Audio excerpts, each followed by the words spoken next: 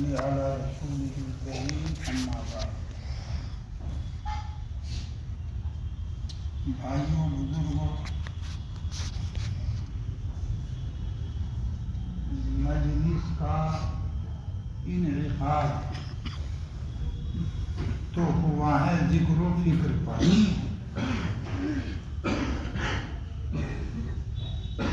لیکن ذکر و فکر عبادت علم کے بغیر نامکمل ہے.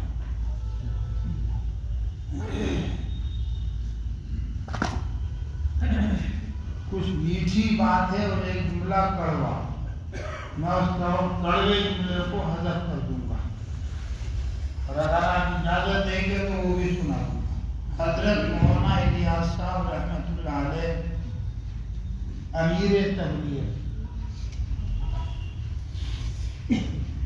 ان کا ملفوظ ہے، ان کی کتاب میں لکھا ہوا ہے ملفوظات الیاس، جس کا جی شاید دیکھ لیں، بے صفحگی نہیں ہے، اپنی طرف سے نہیں کہہ رہے. حضرت مولانا الیاس صاحب رحمۃ اللہ علیہ کا فرمان ہے کہ علم بغیر عمل کے ظلمت ہے. ظلمت اندھیرا تاریکی، علم تو ہے عمل نہیں ہے تو تاریکی اور اندھیرے میں ہے. علم بغیر عمل کے ظلمت ہے،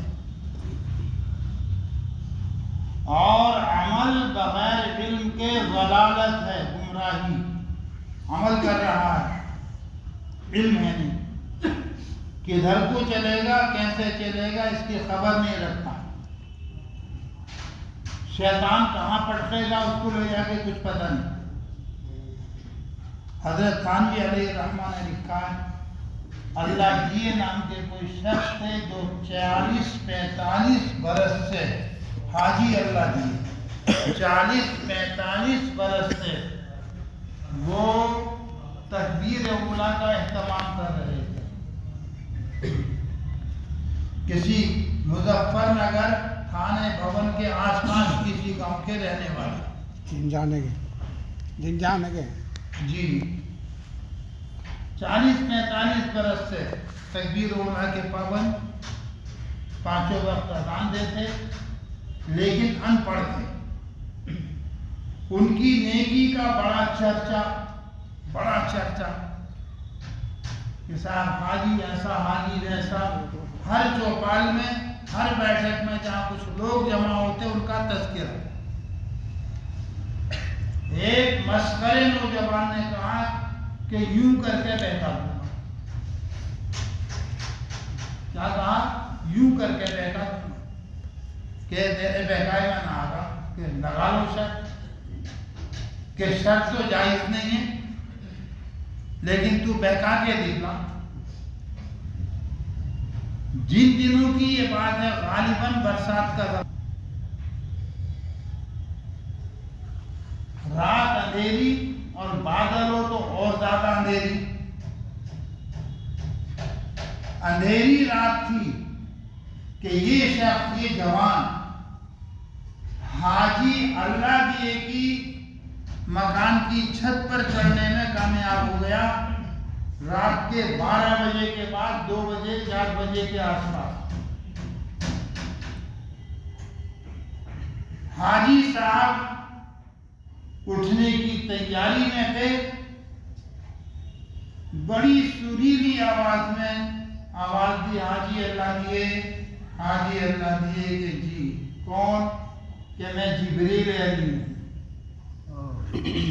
اللہ تعالیٰ نے تمہاری 40-45 برس کی عبادت کو قبول کر لیا اور تمام تکالیف شرعیہ تم سے معاف کر دی.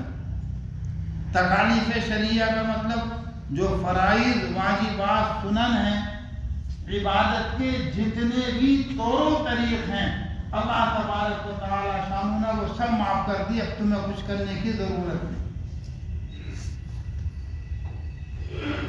بہت سریلی آواز میں جبریل کی جبریل، فرضی جبریل کی آواز سنی، حاجی اللہ دیے تو ہو گیا۔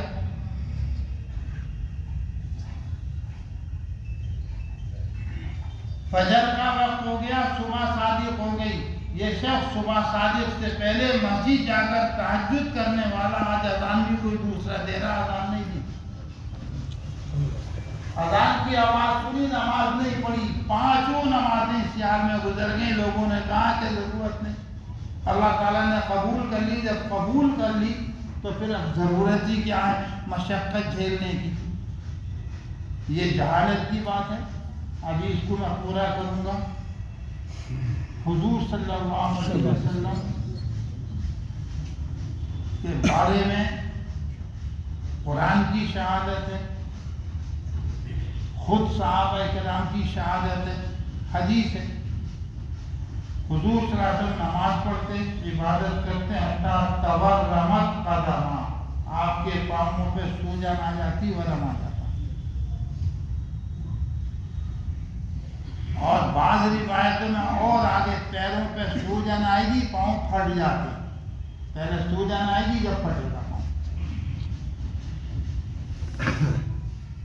جب آپ کی یہ مشقت، یہ مجاہدہ، ریاضت دیکھی تو صحابہ کرام نے عرض کیا، یا اللہ کے رسول، قد غفر اللہ لک ما تقدم من ذنبک وما تأخر، اللہ تعالیٰ نے آپ کے سارے اگلے پچھلے جو لغزشیں تھی، بھول چوکیں تھی، سب معاف کر دی۔ نبی سے گناہ نہیں ہوتا، معصوم ہوتے ہیں وہ، اس لیے لغزشیں،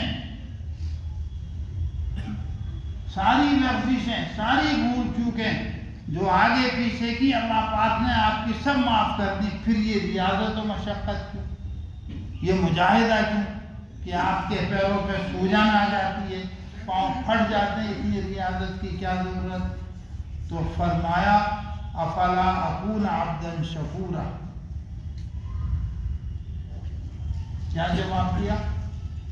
افلا اکون عبدا شکورا، وہ خدا جس نے میرے اوپر یہ کرم فرمایا کہ اگلی پچھلی بھول چوک سب معاف، تو کیا میں مغرور ہو جاؤں؟ مغرور کے معنی دھوکہ کھا لوں؟ کیا میں دھوکہ کھا لوں اور اس خدا کی عبادت و بندگی چھوڑ دوں جس کا میرے اوپر یہ کرم؟ اگر طبیعت کے اندر شرافت ہوتی ہے، آدمی کمینہ خصلت نہیں ہے، طبیعت کے اندر شرافت ہوتی ہے، تو احسان کے بعد شکر گزاری اور زیادہ بڑھ جاتی ہے، احسان کے بعد عبادت و بندگی اور بڑھ جاتی ہے۔ اور اگر طبیعت کے اندر شرافت کے علاوہ اس کی ضد ہو تو پھر آدمی دھوکہ کھا لیتا، مغرور و متکبر ہو جاتا ہے۔ حضور صلی اللہ علیہ وسلم سے زیادہ شریف الطبع کون ہوگا؟ آپ سے زیادہ کامل و مکمل کون ہوگا؟ اس لیے کیا فرمایا؟ افلا اکون عبدا شکورا، جس خدا کا میرے اوپر احسان یہ کہ ساری لغزشیں، ساری بھول چوکیں ختم، تو کیا میں اس کا شکر گزار بندہ نہ بنوں، اس کی اور زیادہ عبادت نہ کروں؟ اگر علم ہوتا ہے اس اللہ دیے کو تو وہ دھوکہ نہیں کھاتے، اگر یہ حدیث بھی معلوم ہوتی تب بھی دھوکہ نہیں کھاتے۔ 3 دن ہو گئے اللہ دیے مسجد نہیں گئے، 3 دن ہو گئے، لوگوں کی فکر ہوئی کہ 5 وقتہ نمازی، تکبیر اولیٰ کا پابند، اذان دینے والا شاید بیمار ہو گیا، چلو مزاج پرسی اور عیادت کے لیے چلے۔ کچھ ساتھی اکٹھے ہو کر گھر گئے، دروازہ کھٹکھٹایا تو اللہ دیے بالکل ہٹے کٹے ٹھیک کام کاج میں لگے ہوئے کہ حاجی صاحب کیا ہوا، طبیعت خراب ہے کہ نہیں؟ بالکل اچھا، کچھ طبیعت خراب نہیں ہے، بالکل اچھا، کہ پھر کہ بس اب مجھے ضرورت نہیں، اللہ تعالیٰ نے تمام تکالیف شرعیہ کو مجھ سے اٹھا لیا ہے۔ تکالیف شرعیہ کا مطلب ابھی بتا دیا، تمام فرائض، واجبات، سنن، آداب، شریعت کے جتنے احکام ہیں سب کے سب مجھ سے اٹھا لیے گئے، اب مجھے نماز کی ضرورت نہیں، اب مجھے نماز کی ضرورت نہیں. بہت سمجھایا لیکن وہ جو سریلی آواز آسمان سے سنی تھی چھت سے اس آواز کے ہوتے ہوئے کسی کی بند و نصیحت کچھ کام نہیں آئی. تو عبادت بھی علم کے بغیر دھوکہ ہے. تو کیا فرمایا؟ علم بغیر عمل کے ظلمت اور عمل بغیر علم کے ضلالت. تیسرا جملہ بہت سخت ہے، اس کو حذف کر دیجیے، نہیں کہہ رہا. اور کہہ اس لیے نہیں رہا کہ شاید تکلیف ہو، لیکن چلیے میں اپنا آپ کو سنا دوں. آپ کو نہیں سنا رہا، اپنا آپ کو سنا رہا ہوں. آپ کے کانوں میں آواز آ جائے تو آپ بھی سن لیں. تیسری بات اسی کے ساتھ حضرت نے فرمائی کہ ہماری دعوت و تبلیغ ان دونوں کے بغیر فتنہ ہے. کتاب میں لکھ رہا محفوظ آتے جاتے علم کے علم بغیر عمل کے ظلمت، عمل بغیر علم کے ضلالت. اور ہماری دین کی باتیں بتانا اگر علم و عمل نہیں ہے تو یہ دین کی باتیں بتانا فتنے کا سبب بنے گا. کہنا کچھ چاہیے، کہیں گے کچھ، لوگ گمراہی کے اندر مبتلا ہوں گے، فتنہ ہوگا. تو بہرحال تو مجلس کائے کی ہے، ذکر و فکر کی، عبادت کے سلسلے میں جو بھی چیزیں ہیں، لیکن ہماری عبادتیں علم کے بغیر ناقص نامکمل ہیں. حضور اقدس صلی اللہ علیہ وسلم نے خود ارشاد فرمایا 13ویں پارے میں ہے، قل ھذہ سبیلی ادعو الی اللہ، آگے علی بصیرۃ، یہ میرا راستہ دعوت و تبلیغ کا راستہ جدھر میں لوگوں کو بلا رہا ہوں، اللہ کا راستہ. ھذہ سبیلی، یہ میرا راستہ ہے.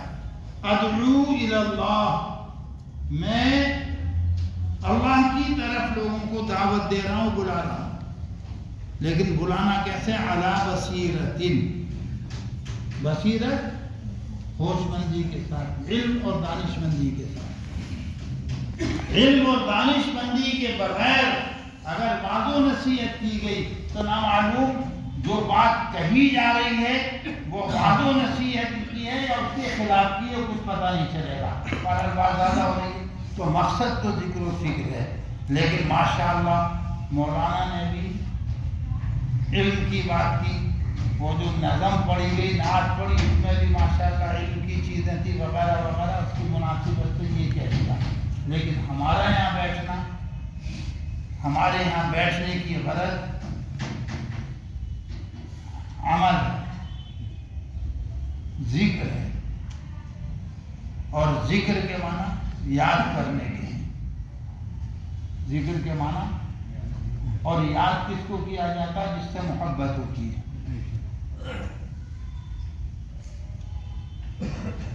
حضرت رابعہ بصریہ چم یاد کیا جاتا ہے جس سے محبت ہوتی ہے، چاہے تعریف کی جائے چاہے مذمت کی جائے. تعریف کی جائے تب بھی محبت ہے، اور اگر مذمت کی جائے تب بھی محبت ہے. اگر محبت نہیں ہوتی تو برائی نہیں کرتے. حضرت رابعہ بصریہ کے یہاں کوئی صاحب حاضر ہوئے، بہت بڑی ولی یا ولی کامل بزرگ ہیں. حضرت رابعہ بصریہ کوئی آئے، مجلس میں بیٹھے اور دنیا کی مذمت بیان کرنا شروع کر دی. دنیا یوں. حضرت رابعہ بصریہ نے تھوڑی دیر سنا اور فرمایا، بھائی آپ کو دنیا سے زیادہ محبت ہے، آپ آئندہ ہماری مجلس میں تکلیف لانے کی زحمت گوارا نہ فرمائیں. ہمارے یہاں دنیا کا تذکرہ نہ اچھائی سے جائز ہے نہ برائی کے ساتھ جائز ہے. ذکر کرنا چاہے برائی کے ساتھ ہو وہ بھی محبت کی علامت. خیر بارہ تو ذکر کے معنی یاد کرنا، اور یاد کس کی ہوتی ہے؟ جس سے محبت ہوتی ہے.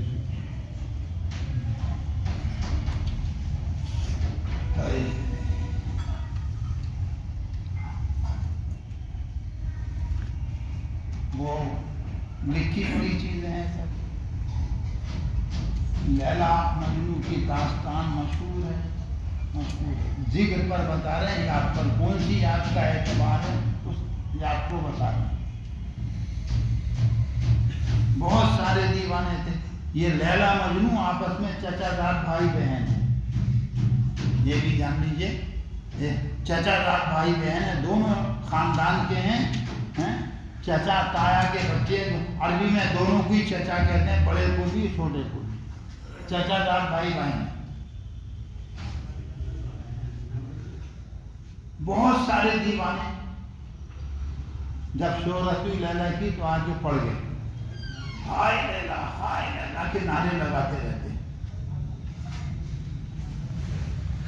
لیلا کے دربار سے ان کو کھانے پینے کے سامان فراہم کیے جاتے، دودھ بھیج دیا، کبھی کچھ بھیج دیا، کبھی کچھ بھیج دیا، دیوانوں کو تو سمجھا ہی جاتا ہے، اللہ بھی اپنے دیوانوں کو سمجھتے ہیں۔ حضرت شاہ نظام الدین دہلوی رحمۃ اللہ علیہ، پچھلے بھی پہلے بھی ان کا ذکر تھا، اس زمانے کے بادشاہوں کا جتنا بڑا سرکاری لنگر چلتا تھا اس سے زیادہ کھانے والے ادھر رہتے تھے، اور شاہی کھانا چلتا تھا۔ اس وقت کے مسلم بادشاہ دوسروں سے تو ٹیکس وصول کرتے تھے جس کو جزیہ کہتے ہیں، لیکن وصول کر کرا کے ہاتھ جوڑ کے خوشامد کر کے بہت سارا ان کو دے دیتے، یہ فقراء مساکین غرباء کو کھلاتے رہتے، لنگر چلتا تھا۔ تو دیوانوں کے ساتھ تو ہوتا ہی ہے، دودھ چل رہا، سب چیز چلا، ماشاءاللہ کھا پی کے مست ہو، لیکن محبت اور دیوانگی امتحان میں سمجھی جاتی ہے۔ مدتوں کے بعد امتحان لے لیا، اللہ بھی امتحان لیتا ہے، مدتوں کے بعد امتحان لے لیا۔ خادمہ سے کہا کہ یہ دیوانے پڑھیں، ان سے کہو لیلا نے گوشت مانگا، پل گئے ہو تم، آج لیلا کو تمہارے گوشت کی ضرورت ہے۔ جس سے بھی کہا اٹھ کے بھاگ گئے کہ ہم تو دودھ والے دیوانے ہیں، گوشت دینے والے دیوانے نہیں ہیں۔ چلے پورا میدان خالی خالی واپس آ گئے، چھری دشت سب کہ کیا ہوا، کہ کچھ نہیں، میدان خالی، کوئی دیوانہ ہی نہیں ہے۔ کہ یہ تو سب دعویٰ کر رہے تھے کہ اور دیکھ اور دیکھ اور دیکھ، ایک آدھا زندہ آدھا مردہ، آدھا ہوش آدھا نشہ پڑا ہوا ہے، ایک طرف سوکھا ساکھا آدھا مردہ، اور زبان پہ کیا آواز آ گئی، کیا ہے مدوشی میں، ہائے ہائے،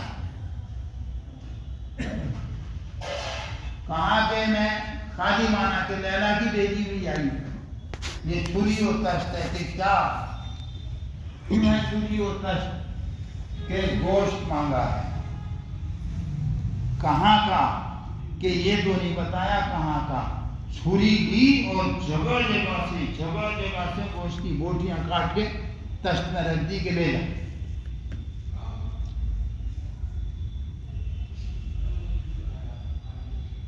ہم حسبتم ان تدخلوا الجنہ، آگے ہم حسبتم ان تدخلوا الجنہ مستهم البأساء والضراء وزلزلوا حتى يقول الرسول والذين آمنوا معه متى نصر الله۔ ایسی جنت میں چلے جاؤ گے، کچھ ریاضت و محنت نہیں کرو گے، تم سے پہلے لوگوں پہ ایسا وقت گزر چکا ہے کہ اللہ کے راستے میں اللہ تعالیٰ نے ان کی آزمائش میں بھی ان کو جھنجھوڑا گیا، ہلایا گیا، اور سر پہ آرا رکھ کر ان کے دو ٹکڑے کر دیے گئے، تب بھی دین سے نہیں پھرے، دین پہ جھمیرے عبادت میں لگے۔ ہم چاہتے ہیں کہ ہمیں کوئی ریاضت، کوئی محنت، کوئی مشقت نہ کرنی پڑے اور مفت میں ہمیں جنت مل جائے، نہیں ہوگا، آزمائش ہوگی۔ ایک ناپاک عورت فانی عورت جب اپنے عاشقوں کا امتحان لے سکتی ہے تو کیا اللہ تبارک و تعالی شان اپنے دیوانوں کو نہیں پہچاننے کی فکر کرے گا؟ جائزۃ دعوی المحبت فی الہوا، جائزۃ دعوی المحبت فی الہوا ولکن لا یخفی کلام المنافقی۔ محبت کا دعویٰ کسی غرض، کسی مطلب، شہوت، کسی اور وجہ سے کیا جا سکتا ہے، لیکن جب امتحان ہوگا تو کھرے کوٹے کی فرق امتحان میں ہوگا۔ دھوکے باز کا کلام چھپا نہیں رہتا، میدان چھوڑ کے چلا جائے گا، اور جو دھوکے بازی سچا عاشق و دیوانہ جگہ جگہ سے گوشت کاٹ کے دے دے۔ اللہ تبارک و تعالی شانہ بھی یہی چاہتے ہیں۔ کعبہ شریف کے اندر حضرت محمد رسول اللہ صلی اللہ علیہ وسلم سے دیگ لگائے بیٹھے ہوئے کعبہ شریف۔ ایک صحابی خباب رضی اللہ عنہ آئے، مکے والے جو ایذا رسانی تکلیفیں پہنچا رہے تھے ان کا تذکرہ کیا، ذکر کیا، ہم یوں اور ہم یوں اور ہم یوں، آخر کب تک، کب اللہ کی مدد آئے گی؟ ٹیک لگائے بیٹھے ہوئے تھے، سیدھے ہو گئے۔ فرمایا کہ تھوڑا صبر کرو، ایک وقت آئے گا کہ مقام حیرہ سے ایک عورت چلے گی، ایک چلے گی، مکے آئے گی، طواف کرے گی، حج و عمرہ کرے گی اور واپس چلی جائے گی، اس کو کوئی خوف نہیں ہوگا بجز اللہ کے، یا اس کے ساتھ بھیڑیاں ہوں گی، بکریاں ہوں گی تو بھیڑیا کا خوف ہوگا اپنی بکریوں پر، لیکن تم لوگ جلد بازی کر رہے ہو، تھوڑا صبر کرو، تھوڑا انتظار کرو، یہ آزمائشیں ہیں، ختم ہوں گی، اور جب یہ ختم ہو جائیں گی، اللہ کی عنایتیں ہوں گی تو پھر آسانی ہی آسانی رہے گی۔ وہ بدو قوم، اونٹ کے پیچھے چلنے والے، جب حضرت محمد رسول اللہ صلی اللہ علیہ وسلم کا دامن پکڑا، آپ کی اطاعت و فرما برداری کی، آپ کی اتباع میں اپنا آپ کو فنا کر لیا، تو ان عرب کے بدوؤں کو اللہ تبارک و تعالی شانہ نے کیا بنا دیا؟ دنیا والوں کا معلم اور استاد بنا دیا، ان کا حاکم بنا دیا اللہ تبارک و تعالی شانہ نے ان کو۔ پران باتیں ادھر ادھر جاری ہے بہت زیادہ، تو مجلس ذکر کی، ذکر کے معنی یاد کرنا، اور یاد کس کو کیا جاتا ہے؟ جس سے محبت ہو، اور محبت کا دعویٰ کرنا بہت آسان، لیکن اس دعوے پہ کھرے اتر جانا یہ بہت مشکل ہے۔ چلیے، لیکن یہ بھی سن لیں، ابھی ذکر کیا، ابھی محبت آ گئی، ابھی سب کچھ ہو گیا نہیں۔ کوئی بھی عمل ہو، کوئی بھی ذکر ہو، فکر ہو، نماز ہو، عمل کی ابتدا ریاکاری اور نمائش سے ہوتی ہے۔ میں نہیں کہہ رہا، عمل کی ابتدا کیسے ہوتی ہے؟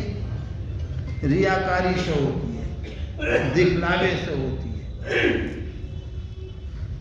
آپ نے بھی دیکھا ہوگا، میں نے بھی دیکھا، یوں کر کے تسبیح پڑھتا، کرتے کے نیچے رکھ کے، کیا ضرورت ہے؟ ہاتھ میں اتنی نمائش نہیں ہو رہی تسبیح کی جتنی یہاں رکھ کے نمائش ہو رہی، کھلا کھلا میں نمائش نہیں ہوگی۔ تو عمل کی ابتدا کیسے ہوتی ہے؟ دکھلاوے سے دیا، پھر عمل عادت بنتا ہے۔ اگر آدمی لگا رہے تو عادت بنتا ہے۔ عادت کا مطلب صبح کو ناشتہ کرنے کی، چائے پینے کی عادت ہے، اگر کسی دن نہ کرے تو بے چینی رہے۔ جو عمل ہے اگر وہ نہ ہوا اس دن تو بے چین رہے گا جب تک کہ اس عمل کو نہ کر لے، عادت بن گیا۔ اور تیسرے نمبر پہ جا کے عبادت بنتا ہے۔ اگر میں نے ریاکاری کی وجہ سے، نمائش کی وجہ سے عمل چھوڑ دیا تو مشکل ہے۔ کرو لگے رہو کہ وہ عمل عادت بن جائے، اور عادت بننے کے بعد پھر عبادت بنے گا۔ اب اخلاص، اب اللہ تعالیٰ کے ساتھ لگن، اللہ تعالیٰ کے ساتھ یہ وہ سب چیزیں بڑھتی ہیں۔ تو ذکر کے معنی یاد کرنے کے بہت سارے طریقے، چپکے بھی یاد کیا جاتا ہے اور زبان سے بھی یاد کیا جاتا ہے۔ سہل طریقہ زبان سے یاد کرنا ہے ابتداءً، اور بعد میں بڑے شغل ہیں، بڑے مذاق ہیں، بڑی ریاضتیں ہیں۔ سب طرف ہیں، چاروں سلسلوں میں. لیکن اگلے کام کرنے کے لیے اپنے بدن کو، اپنی زبان کو اللہ کے ذکر کے ساتھ مانوس کر لینا چاہیے. جب زبان ذکر کے ساتھ مانوس ہو جائے گی، بدن ذکر کے ساتھ مانوس ہو جائے گا، تو دوسرے اعضائے بدن خود بخود ذکر میں لگ جائیں گے تھوڑی سی فکر کے ساتھ.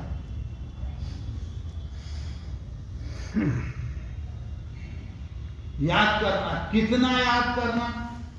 اور ہم لوگ ہیں، ہم نے کہا کہ عمل کی ابتدا کیسے ہوتی ہے، ریاض سے کتنا یاد کرنا. وہ بات کی بات ہے کہ صاحب ہمیں کیا ملے گا، ہم تو سوداگر تاجر ہیں. اگر ہم نے ذکر کیا تو ہمیں کیا ملے گا. اللہ تعالیٰ نے یہ مسئلہ حل کر دیا. دوسرے پارے میں فذکرونی، آگے پڑھو، فذکرونی اذکرکم، تم مجھے یاد کرو میں تمہیں یاد کروں. حضور نے اس کی وضاحت فرما دی حدیث قدسی میں. حضور صلی اللہ علیہ وسلم فرماتے ہیں کہ اللہ فرماتا ہے کہ اگر تم مجھے دل میں یاد کرو گے، تنہائی میں یاد کرو میں کہ میں بھی تمہیں تنہائی میں یاد کروں گا. اور اگر تم مجھے مجمع میں یاد کرو گے تو جس مجمع میں تم مجھے یاد کر رہے ہو اس سے بہتر مجمع میں ملائکہ اعلیٰ میں تمہیں یاد کروں گا. ہم ذکر کریں، ہمارے ذکر کے مقابلے میں ادھر بھی ذکر ہونے لگے تو یہ بہت بڑی سعادت کی بات ہے. حضرت ابی ابن کعب حافظ قرآن، اس امت کے بہت بڑے قاری، ان 4 خوش نصیبوں میں سے ایک جن کو حضور کے زمانے میں پورا قرآن حفظ ہو گیا.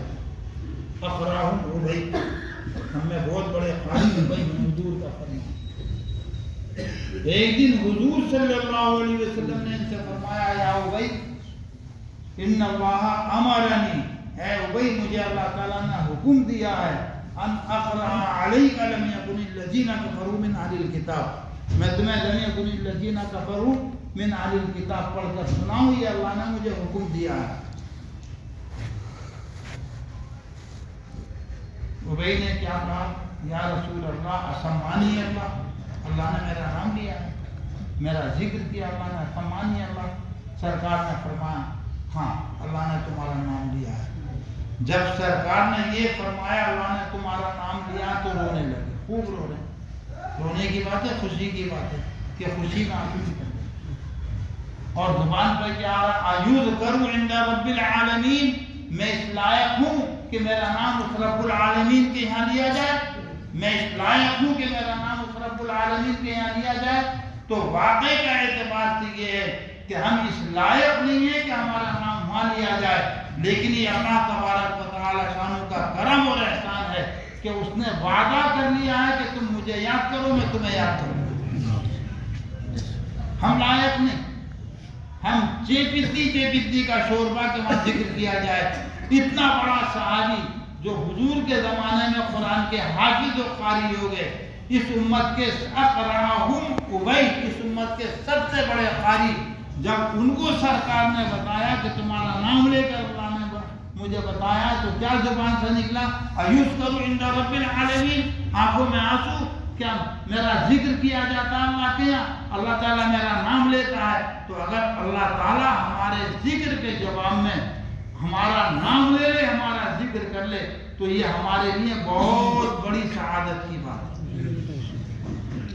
حضرت انس رضی اللہ تعالیٰ عنہ صحابی رسول، 10 سال آپ کی خدمت کی ہے سفر حضر میں. 10 سال چھوٹے بچے تھے، 10 سال کے.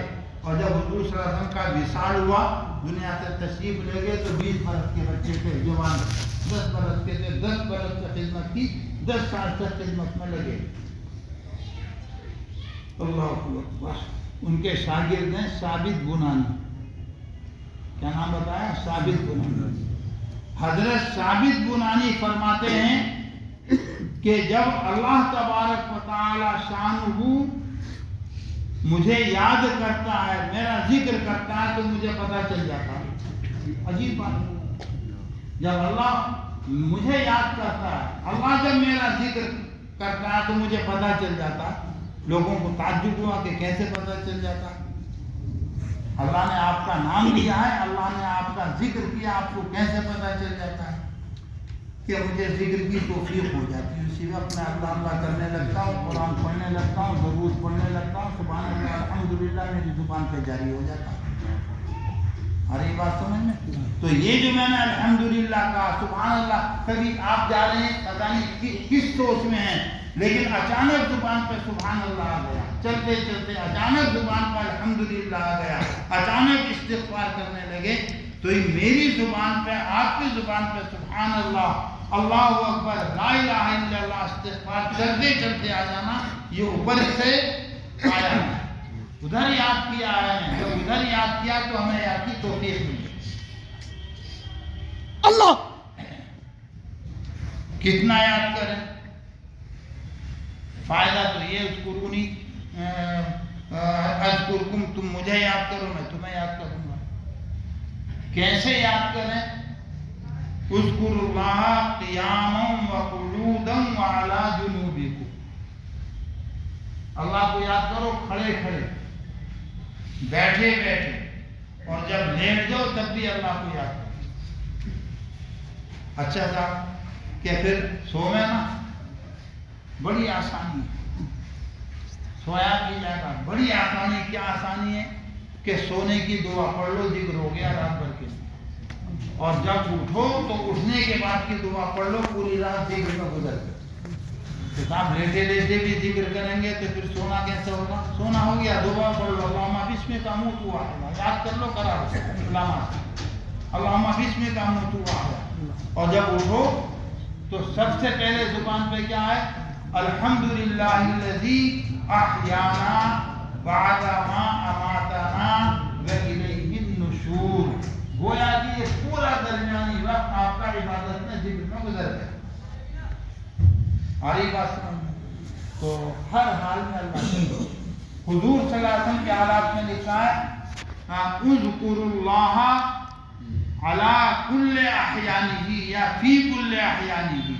حضور صلی اللہ علیہ وسلم ہر حال میں, ہر وقت اللہ تبارک و تعالی شانہ کا ذکر فرماتے تھے. مراد اس سے ہر وقت سے, ہر آن سے کیا ہے؟ ایک مسئلہ سننے والا ہے. کوئی صاحب حضرت امام مالک رحمۃ اللہ علیہ کی مجلس میں آئے, اور ان کے شاگرد امام شافعی بھی موجود تھے.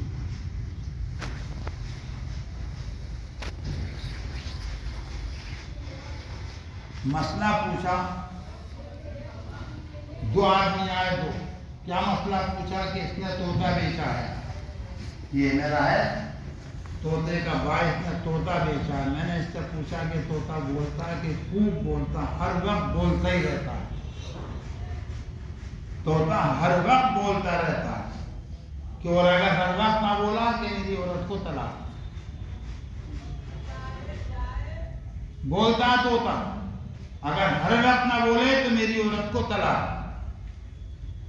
یہ کہتا خریدنے والا,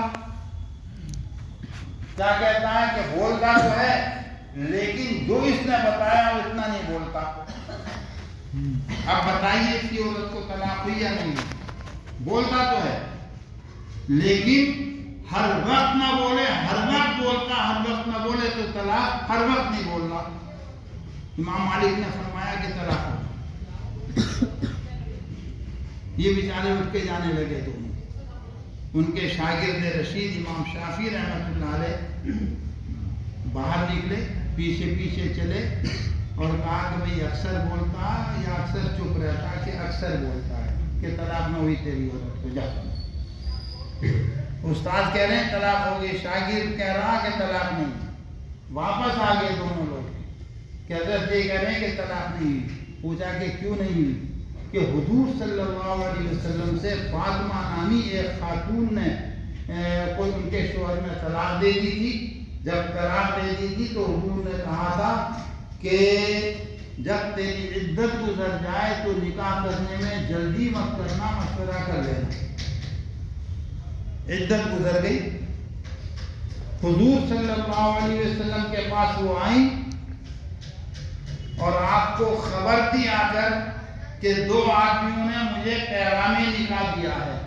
ایک تو معاویہ ابن ابی سفیان نے، انہوں نے پیغام نکاح دیا ہے، اور دوسرے ایک صحابی کا اور نام لیا، اس کا ذہن میں نہیں آیا، انہوں نے مجھے پیغام نکاح دیا ہے. آپ نے کیا فرمایا کہ اما معاویہ فسألوا كل ما له، معاویہ غریب آدمی ہے، اس کے پاس مال نہیں ہے، مت کرنے کا، پریشانی ہو. اس سے یہ بھی پتا چل رہا ہے کہ بچیوں کو جب دیں تو معیار بھی دیکھ لیں، کما کے کھلا بھی دے گا، نہیں کما کے کھلا، کم سے کم اتنا تو دیکھ لیں. اما معاویہ فسألوا كل ما له، اس کے پاس مال نہیں ہے. اور وہ جو دوسرا شخص ہے ضراب للنساء، جو عورتوں کو بہت مارتا، اور ایک حدیث میں کندھے پہ لاٹھی رکھ کے رہتا، ہر وقت اس کے کندھے پہ لاٹھی رہتی ہے، ہر وقت کندھے پہ لاٹھی رہتی ہے.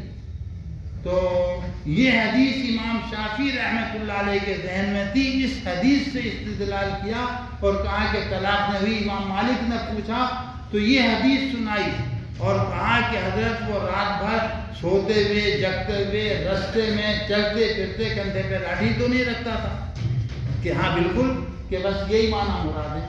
پٹائی کرتا عورتوں کی، ضراب للنساء، عورتوں کی پٹائی کرتا، زیادہ پٹائی کرتا، لہذا اس سے بھی نکاح مت کرتا. پھر آپ نے مشورہ دیا کہ اسامہ ابن زید سے، جو آپ کے متبنہ زید ابن حارثہ کے بیٹے تھے، ان سے نکاح کر لیں. یہ قریشی وہ غلام کا بیٹا کہ نہیں، لا حاجہ، وہ کہ جیسے میں کہہ رہا ہوں میں سیدل. چنانچہ اسامہ ابن زید سے نکاح کر دیا. ان فاطمہ نامی خاتون نے، وہ خود ہی کہتی ہے کہ میں نے حضور صلی اللہ علیہ وسلم کی رائے پر عمل کیا، میں یہ نکاح میرے لیے بہت مبارک ہوا، اور میں فخر کیا کرتی تھی اس نکاح پر جو میں نے اسامہ سے نکاح کیا. کہہ رہا بات زیادہ ہو رہی تو کثرت کا مطلب یہ نہیں ہے کھڑے بیٹھے کا مطلب کہ بس اسی کام میں لگے رہے، ساری تجارت زراعت چھوڑ دیں. 22ویں پارے میں فرمایا اذکروا اللہ قیاما یا ایھا الذین آمنوا اذکروا اللہ ذکرا کثیرا، خوب کثرت سے یاد کرو.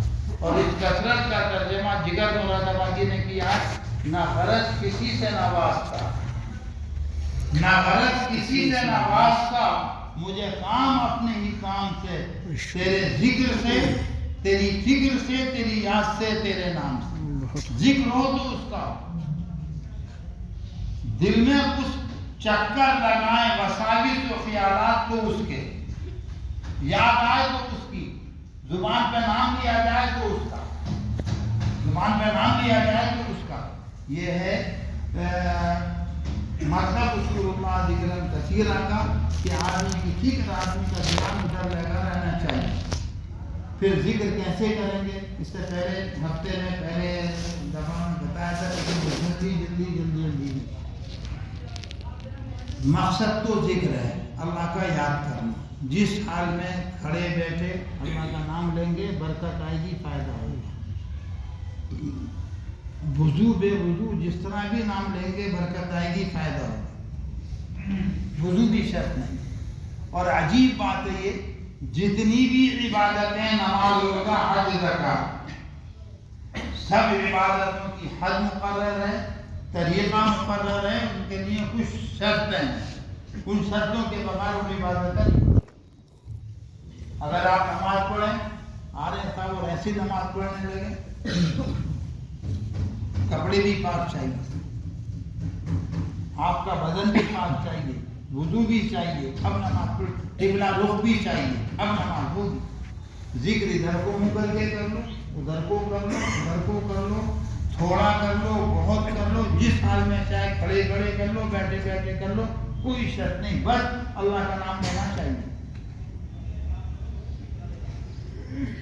لیکن پھر بھی اگر طریقے سے کیا جائے گا جو اللہ کے بندوں نے طریقہ بتایا ہے، جو دیوانے، ابھی دیوانہ جس راہ پر دیوانے گزر کر چلے گئے ہیں، اس راہ کے مطابق، اس دور و طریق کے مطابق ذکر کیا جائے گا تو فائدہ زیادہ ہوگا. کھڑے کھڑے کھانا کھا لو، بغیر ہاتھ دھوئے پیٹ بھر جائے. روٹی جیب میں رکھ لو، چلتے رہو، کھاتے رہو، پیٹ بھر جائے گا، فائدہ ہو. لیکن دسترخوان بچھایا جائے، کھانا رکھا جائے، ہاتھ دھوئے جائیں، بسم اللہ پڑھی جائے، بسم اللہ پڑھ کے محمد رسول اللہ صلی اللہ علیہ وسلم کی تعلیم کے مطابق کھانا کھایا جائے تو پیٹ بھی بھرے گا، یہ کھانا عبادت بھی بنے گا، اس کا نفع زیادہ ہوگا. اللہ کے نیک بندوں نے ایک طریقہ تعلیم کیا مجھے آپ کو ذکر کرنے کا. اس طریقے کے مطابق ہم آپ ذکر کریں گے تو نفع کی زیادہ امید ہے. اس طریقے میں تھوڑی سی گردن کو بھی حرکت دی جائے گی، تھوڑی سی.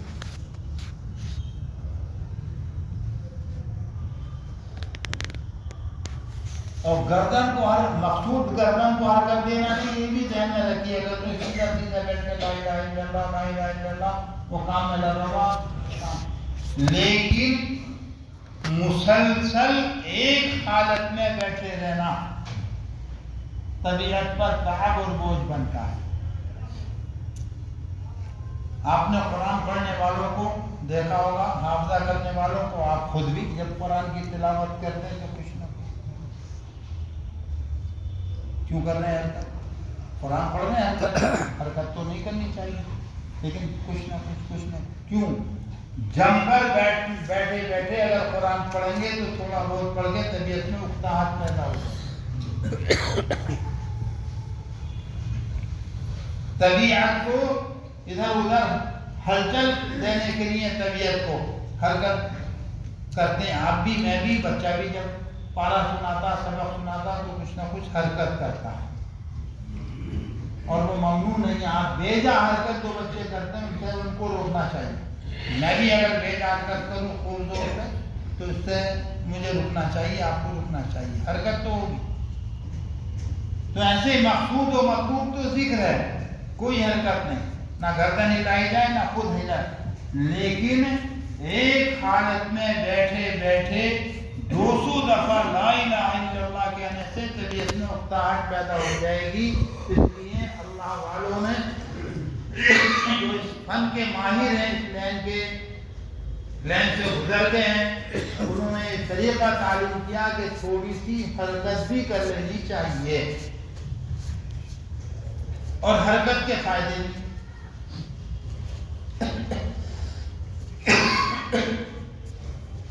کیا حرکت کرنی چاہیے؟ چار گاؤں بیٹھے ایسے ہی بیٹھنا ہے سب کو، مجھے سیدھے ہو کر بیٹھنا، دل بھانی جاتی ہے، اس سے پہلے کچھ بتا دیا تھا، دل بھانی جاتی، سیدھے ہو کر بیٹھنا. اگر جھک کے بیٹھیں گے تو دل اندر کو جھک گیا، ہمیں چوٹ لگانا دل پہ چوٹ نہیں لگے گی، زانوں پہ چوٹ لگے گی. اب ایک بات ہو رہا ہے ذہن میں کہ صاحب ہم خود ہی بھی کر لیں گے، یہاں کرنے کی کیا ضرورت ہے، اجتماعیت کا کیا فائدہ. اور ماشاءاللہ علماء کرام بھی ہیں، وہ فرمائیں گے کہ السلامۃ فی الوحدہ، سلامتی تنہائی میں ہے. پھر یہاں مجمع میں کیوں کرا لو، بتا دو گا تم کر لیں گے اپنا. یہ بھی وہم ہو سکتا، اپنا بھی کر لیں گے، صاحب ذکر بتا دو، ہم گھر میں چپکے سے کر لیا کریں گے. اور وہ استناد بھی کر لیا السلامۃ فی الوحدہ. السلامۃ فی الوحدہ کو سمجھنے کے لیے ایک قصہ سمجھنا، اور قصے سے پہلے یہ واقعہ ہے کہ السلامۃ فی الوحدہ، سلامتی تنہائی میں، لیکن مبتدی کے لیے نہیں. مبتدی اگر تنہائی اختیار کرے گا تو بھٹک جائے گا. طالب علم مدرسے میں داخل کر دیا، چھوٹا سا طالب علم الگ ہی الگ رہتا، بچوں سے دوستی نہیں ہو رہی، نہ بچے اس سے دوستی کر رہے، تو بھاگ جائے. کبھی ابا کو فون کرے گا، دل نہیں لگ گیا، کبھی اماں کو فون کر، آج کل تو فون کا زمانہ، مجھے لے جاؤ، اس لیے کہ وہاں دوستی نہیں بنی، تنہائی میں رہ رہا. اور اگر ساتھیوں کے ساتھ رہے گا تو ایک دن، دو دن، تیسرے دن سب اس کے دوست ہو جائیں گے، پڑھ لے گا، حافظ بن کے عالم بن کے نکلے گا. تو السلامۃ فی الوحدہ مبتدی کے لیے، بچے کا مبتدی ہو یا اس لین کا مبتدی ہو.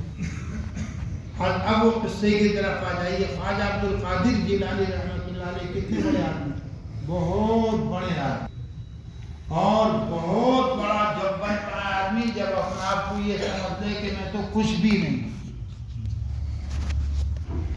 بہت بڑا کب بنتا ہے جب یہ سمجھ لے کہ میں کچھ بھی نہیں ہوں, خالی ہوں سب کا, تب بڑا بنے گا. کوئی صاحب حضرت سے آگے بیٹھ ہو گئے. خواجہ عبد القادر جیلانی رحمۃ اللہ علیہ سے وہ سے پاس ہے. کچھ اسباب بتا دیے, کچھ ذکر و فکر بتا دی, چلے گئے اور کسی مسجد میں بیٹھ کے تنہائی گوشائے تنہائی اختیار کیا, وہاں کرنے لگے محنت و ریاضت و مجاہدہ, اکیلے تنہا. اللہ کی عادت یہ ہے کہ جب کوئی ریاضت و مجاہدہ کرتا ہے تو اللہ تعالیٰ اس کو دے ہی دیتا ہے. من جد وجد والذین جاہدوا فینا لنہدینہم, رستہ کھل ہی جاتا ہے. غیروں کے لیے بھی رستہ کھل جاتا ہے جب وہ ریاضت و مجاہدہ کرتے ہیں, چاہے وہ غیر شرعی غیر اسلامی مجاہدہ ہو.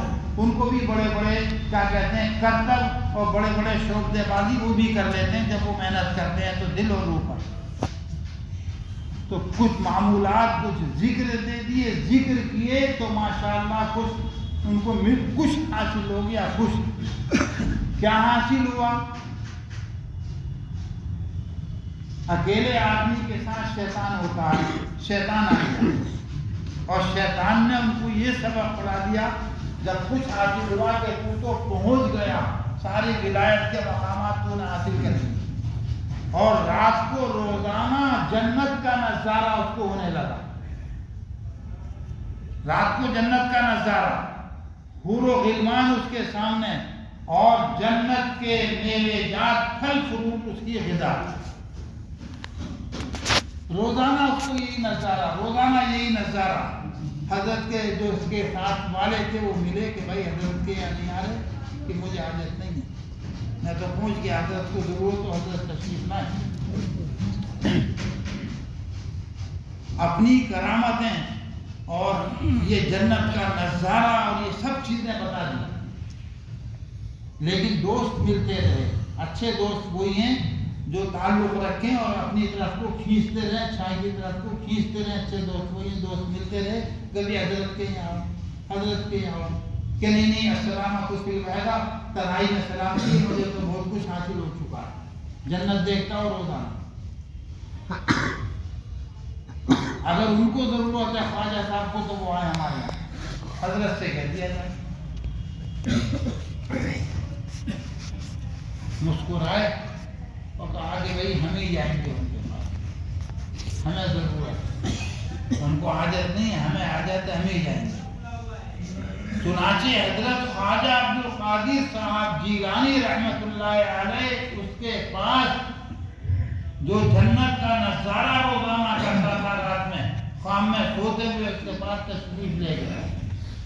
اس کے حالات دریافت کیے, یہ اپنے پورے حالات بتائے, اس نے اس کے حالات دریافت کیے, بتایا. اس نے کہا کہ جب یہ منظر تیرے سامنے ہو, اتنا سا سبق بتاتا آگے اتنا سا, جب یہ منظر تیرے سامنے ہو تو لا حول ولا قوت الا باللہ پڑھ لے.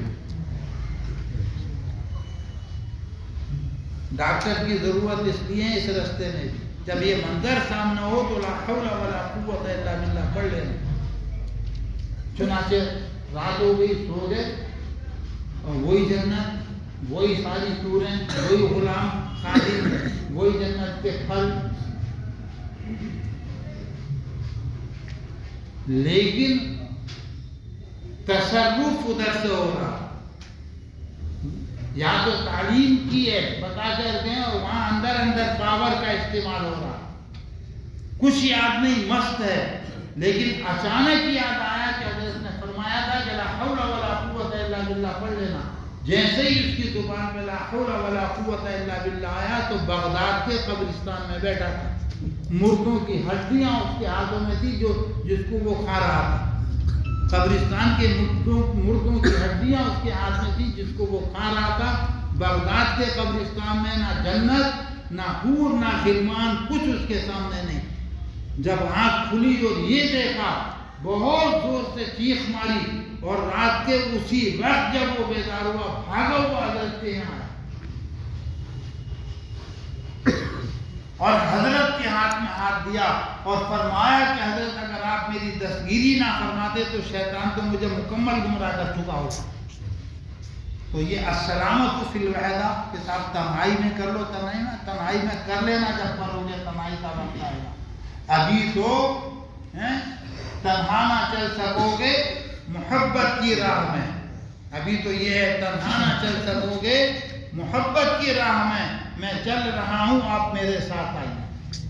سنگ ساتھ میں چلنا پڑے گا, اور جب سنگ ساتھ میں چلتے چلتے چلتے چلتے قدم ٹھیک ٹھیک چلنے لگیں گے تو ساتھ میں چلانے والے بھی کہہ دیں گے کہ بھائی جاؤ ادھر بیٹھ کے کام کرو. بابا فرید نے تیسرے سفر میں شاہ نظام الدین کو اجازت دی تھی. تیسرے سفر میں, پہلا سفر کیا, دوسرا کیا, دوسرے سفر میں باہر نکال دیا, تیسرے سفر میں اجازت دی اور اجازت دے کر دلی بھیجا کہ دلی جاؤ کام کرو.